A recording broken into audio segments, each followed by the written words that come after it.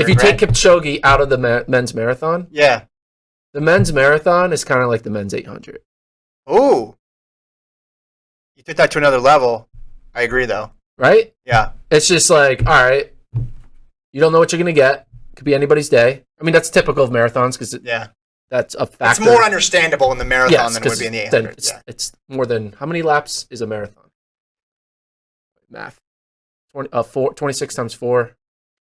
It's like over 100 laps. 104. Yeah, 104 laps. 105 laps, whereas 800 is only 2. Yeah. But what I'm trying to say is, because of anything can happen, right. You can look at all these people and they all have a reason. We could do a contest. We could say pick your top 3 finish, and maybe no one gets it right. Well, and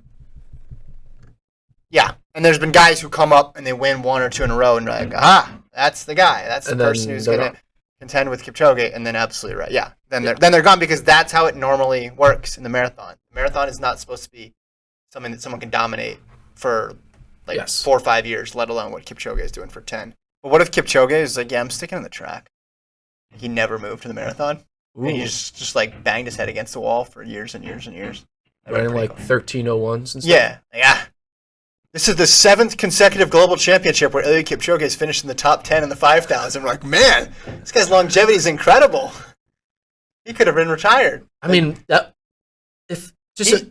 thinking about the impact it would have on marathon running. Like, people, the interest in these marathons would just be so not good. Yeah.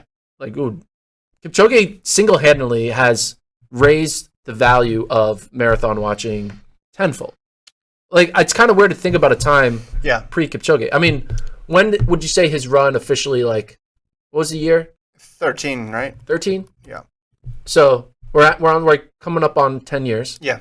But what was it like watching marathons from 2000 to 2013? It was still good. You had the run of world records. You had the Kometos and the Macaus, and then Jeffrey Mutai had a couple years there. That was pretty awesome. But there wasn't like that aura.